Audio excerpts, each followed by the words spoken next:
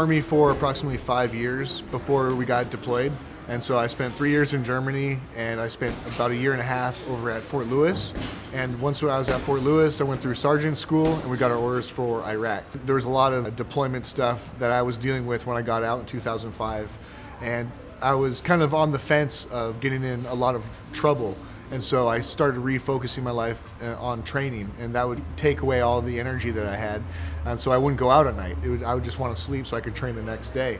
And over the course of the several years, 2 or 3 years of training hard, coupled with going to the VA 3 times a week for treatment and therapy, I started to mellow out and started getting coping tools through the therapy. And that I found that specific combination of being able to embrace that aggression, in a sense, in a safe environment and let it out, but also have those coping tools really helped me kind of progress my life and sign up for school and take classes and move forward step by step. Right, go to myself, it says 1, 2.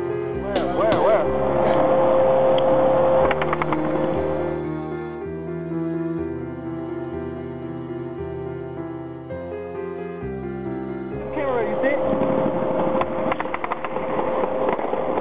MMA is a big part of keeping me balanced, and these guys in the vet program, you know, the POW program is just great way to see guys that, you know, have been deployed and kind of that common ground. Doesn't matter where you're from, as long as you got guys you can relate to, it's a good thing.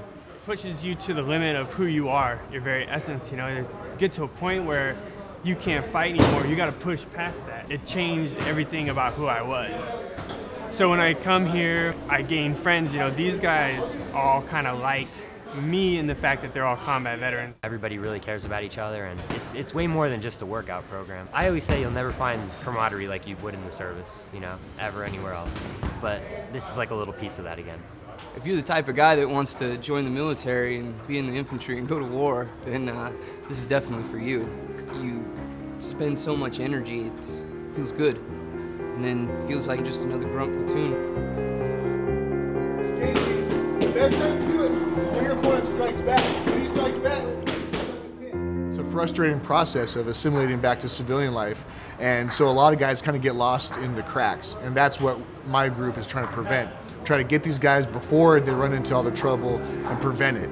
We all have a lot going on in our life, and because of the program, a lot of these guys are signing up for school, or they're going to trade schools, or they're getting jobs, and you know, they're signing up for therapy, and they're starting the process, you know, which takes several years, but at least they're starting. The fact that these guys are coming back and even trying after what we've gone through shows that it's a strong culture of people and that we need to help embrace them. And that's what fuels me, is to watch them improve mentally, and both mentally and physically.